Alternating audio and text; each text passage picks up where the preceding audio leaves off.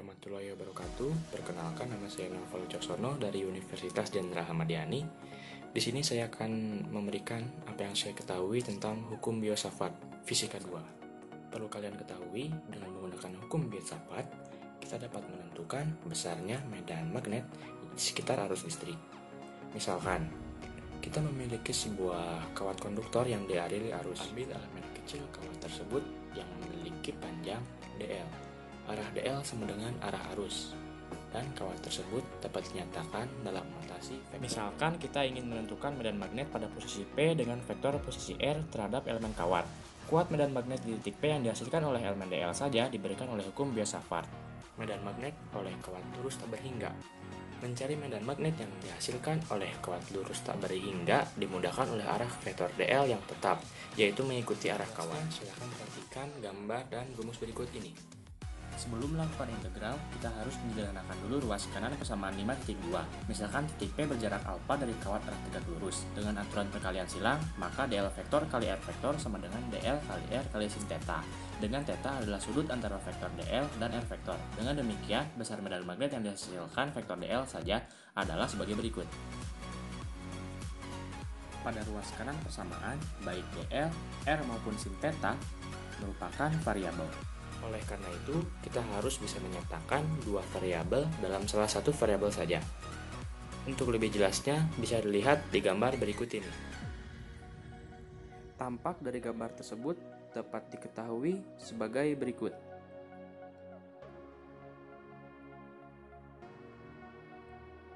Selanjutnya, kita mencari diferensial dl.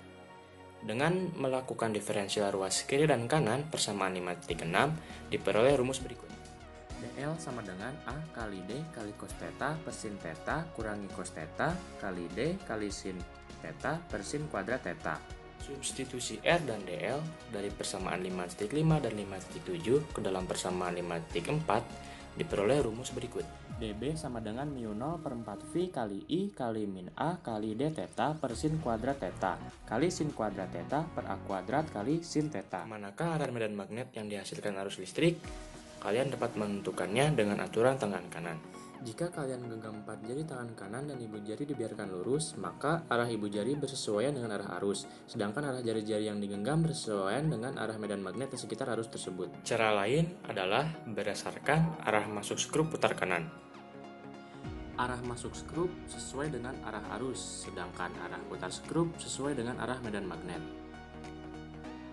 Medan magnet oleh kawat lurus berhingga, yaitu menentukan medan magnet yang dihasilkan oleh arus listrik pada kawat lurus yang panjangnya berhingga. Misalkan kita memiliki kawat yang panjangnya L, kita akan menentukan kuat medan magnet pada titik yang berjarak A dari kawat dan sejajar dengan salah satu ujung kawat. Untuk menentukan kuat medan magnet di titik pengamatan menggunakan hukum biosafat, kita menentukan variabel-variabel seperti gambar berikut. Serupa dengan pembahasan, untuk kawat yang panjangnya tak berhingga, besar medan magnet yang dihasilkan oleh vektor dl saja adalah sebagai berikut. dB sama dengan mu 0 per 4 V kali I kali dl kali sin theta per r kuadrat. Tampak dari gambar 5.6 bahwa A per R sama dengan sin theta, atau 1 per R kuadrat sama dengan 1 per A kuadrat kali sin kuadrat. Dengan substitusi variabel-variabel di atas, serupa dengan pembahasan, untuk kawat panjangnya tak berhingga, kita akan dapatkan dB sama dengan mu 0 per 4 V kali I per A kali sin theta kali D theta. Ketika elemen dl berada di ujung kiri kawat, maka sudut yang dibentuk adalah theta m yang memenuhi tan theta m sama dengan alpha per L0. Ketika elemen dl berada di ujung kanan kawat, maka sudut yang dibentuk adalah 90 derajat. Jadi batas integral adalah 90 derajat sampai theta m. Maka kita dapatkan medan magnet di titik P adalah sebagai berikut. Dari persamaan ini, kita dapatkan hasil mu 0 per 4 V kali I per A kali cos theta M. Dengan demikian, kuat medan magnet di titik P adalah D sama dengan mu 0 per 4 V kali I per A kali L0 per akar A kuadrat tambah L0 kuadrat. Medan magnet oleh cincin. Cincin adalah bentuk geometri lain yang memungkinkan kita menentukan medan magnet dengan cukup mudah menggunakan hukum Biot-Savart. Lebih khusus lagi apabila kita ingin menghitung kuat medan magnet sepanjang sumbu cincin. Misalkan, sebuah cincin dengan jari-jari A dialiri arus. Kita ingin menentukan kuat medan magnet sepanjang sumbu cincin dari jarak B dari pusat cincin. Besarnya medan magnet di titik P yang dihasilkan oleh elemen cincin sepanjang DL adalah sebagai berikut. dB sama dengan mu0 per 4V kali I kali dl kali sin theta per R kuadrat. Nampak pada gambar tersebut, DL selalu tegak lurus R, sehingga theta sama dengan 90 derajat atau sin sama dengan 1. Dengan demikian, dB sama dengan mu0 per 4V kali I kali dl per R kuadrat. yaitu untuk menentukan kuat medan total, kita cukup melakukan integral pada komponen yang sejajar dengan sumbu saja. Besar medan total menjadi B sama dengan integral dB kali sin alfa sama dengan integral mu0 per 4V kali I kali dl per R kuadrat kali sin untuk alfa. khusus titik di pusat lingkaran, kita dapatkan alfa sama dengan 90 derajat. Sehingga B sama dengan mu0 per 2 kali I per alfa. arah medan magnet yang dihasilkan cincin dapat ditentukan juga dengan aturan tangan kanan. Karena bentuk cincin yang melengkung, maka superposisi medan yang dihasilkan elemen-elemen cincin menghasilkan medan total seperti pada gambar berikut.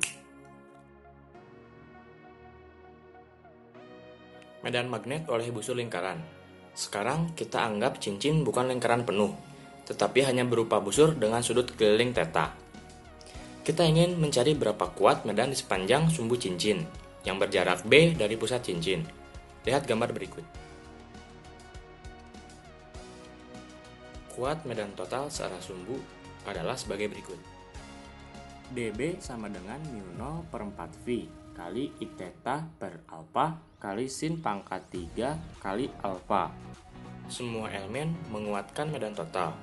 Kuat medan arah tegak lurus sumbu adalah Dari sebagai berikut. persamaan tersebut, kita dapatkan hasil dB sama dengan mu0 per 4V kali I theta per alfa kali sin pangkat 2 kali alfa kali cos alfa. Jika panjang busur lebih dari setengah lingkaran, maka mulai ada pasangan diametris yang menghasilkan medan arah horizontal yang saling meniadakan. Lihat gambar berikut.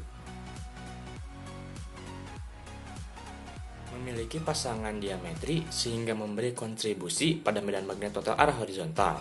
Dengan demikian, medan magnetik total arah horizontal adalah sebagai Dari berikut. persamaan tersebut, kita mendapatkan hasil dB sama dengan mu0 per 4V kali I kali 2V min theta per alfa kali sin kuadrat kali alfa kali cos alfa. Selenoid.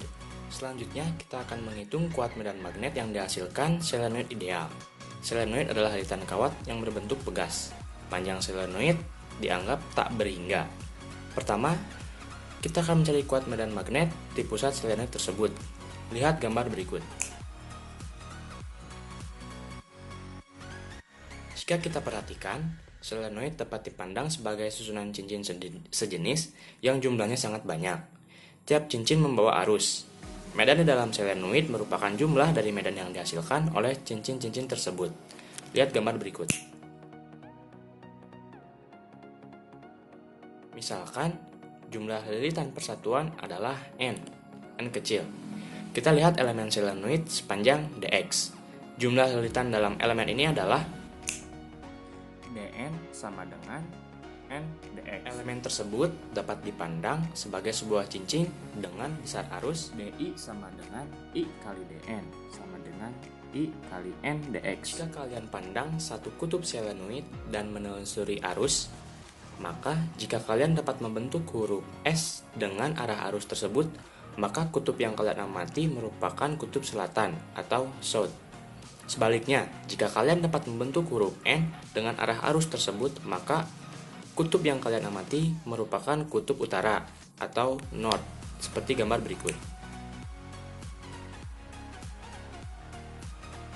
Medan magnet di tepi selenoid. Selanjutnya, kita tentukan kuat medan magnet di tepi selenoid yang panjangnya berhingga, yaitu L0.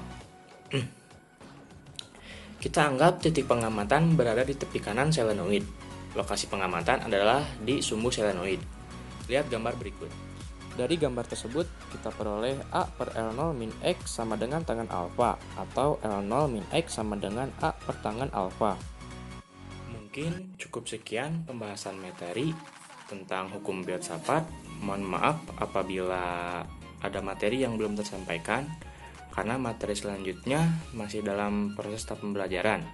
Takutnya apabila saya sampaikan, itu takut ada yang salah ya. Jadi mohon maaf apabila ada salah-salah kata. Selebihnya terima kasih. Saya Naufal Wicaksono. Wassalamualaikum warahmatullahi wabarakatuh.